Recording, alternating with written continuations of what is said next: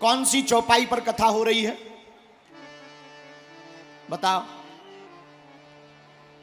कहाँ आ गए? मर गए करम। 2 दिन कथा सुना सुना चौपाई गा के गलो फट गओ। और जब तीसरे दिन पूछ रहे कि बताओ कौन सी चौपाई है, सो दांत निकाल रहे 32। जय हो जय हो, हद हो गई भगवान। ऐसे ही एक बार कथा हुई, एक पंडित जी ने राम कथा सुनाई 9 दिन। और पंडित जी ने कहा भाई किसी का कोई प्रश्न हो तो खड़ा हो जाए। बड़ा मलहरा का चंगीलाल खड़ा हो गया। और चंगीलाल बोला पंडित जी और तो हमें पूरी समझ में आई, आपने कम समझाई, हमें ज्यादा समझ में आई, लेकिन एक ही बात समझ में नहीं आई। पंडित जी बोले क्या? चंगीलाल बड़ा मलहरा का बोला गुरुजी एक बात बताओ, राम राक्षस हते कि रावण? पंडित जी ने लो सो पटा लगे सिर से मार भी। अरे बोले सिर मत पीटो, बताओ बताओ, देखो कर दिया कठिन प्रश्न। पंडित जी बोले बेटा न राम राक्षस थे न रावण, हम राक्षस थे जो तुम्हें समझा नहीं पाया। बोलो सीताराम। ऐसे ही हमें आज लग रहा हो। तो बताओ कौन सी चौपाई पर कथा चल रही? हनुमान चालीसा की। खड़े हो जाओ, खड़े हो जाओ। हाँ हाँ तुम्हें याद है, very very thank you very much. हाँ हाँ हाँ बहुत अच्छा बहुत अच्छा। चौपाई कौन सी है? रघुपति कीन्ही बहुत बड़ाई, रघुपति कीन्ही बहुत बड़ाई।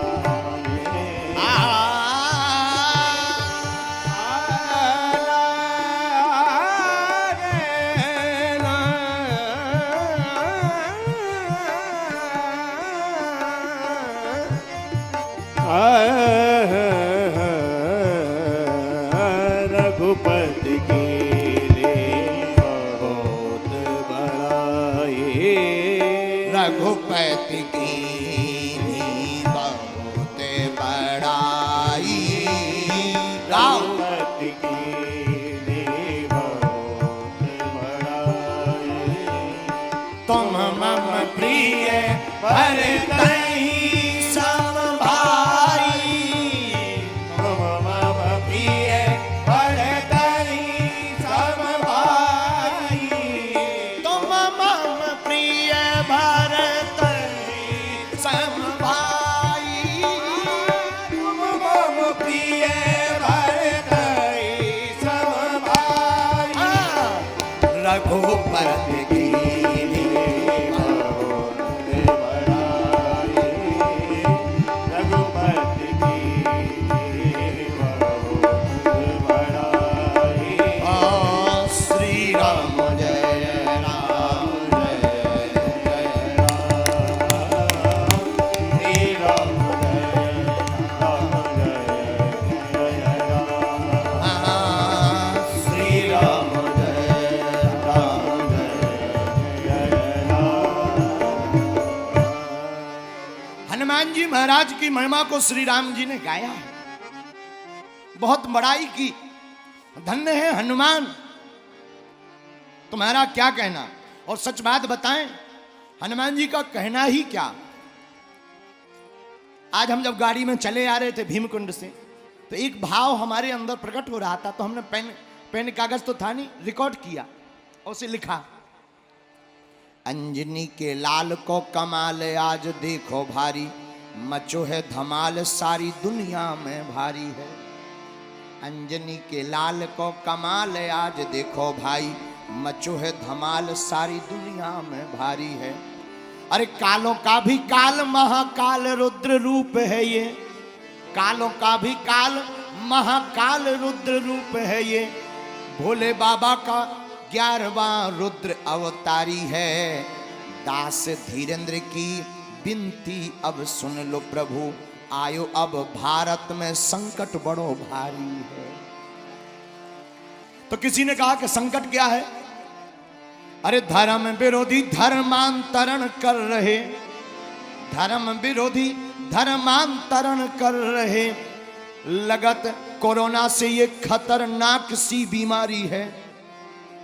लगत कोरोना से खतरनाक सी ये बीमारी है, महामारी की तो दवा वैद्य के पास मिले, महामारी की तो दवा वैद्य के पास मिले, भारत में हिंदुओं को कौन बचावनहारी है।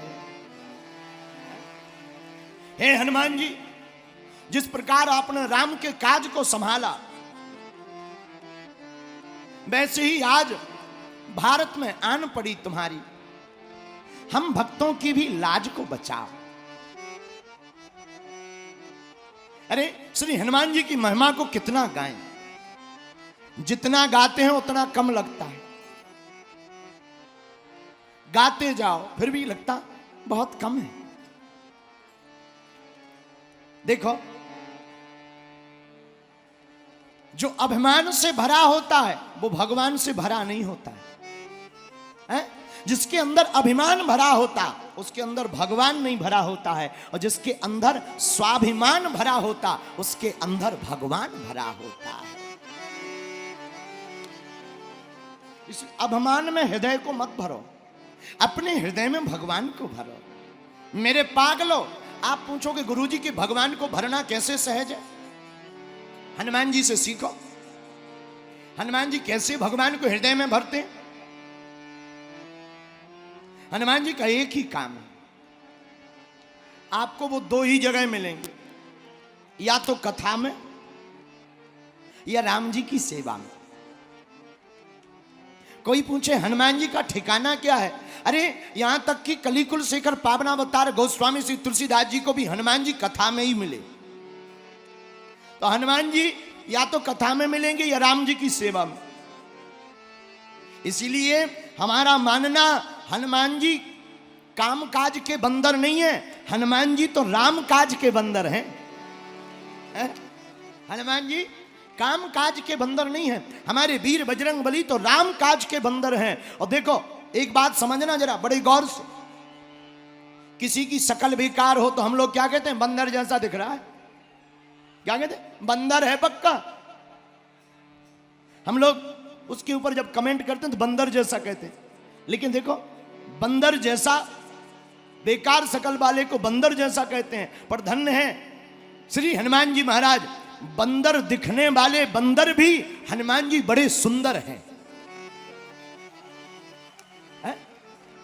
आप विचार करो, क्या बंदर सुंदर हो सकता है? क्या बंदर सुंदर हो सकता है? परंतु मेरे भारत के पागलों, बंदर भी सुंदर हो सकता है अगर वो राम जी का हो जाए। ऐसे और समझो। एक बात बताओ, कौआ कैसी वाणी बोलता है? कैसी वाणी बोलता है? कर्कश। और कोयल मीठी। अच्छा, लेकिन दोनों का परिचय क्या है?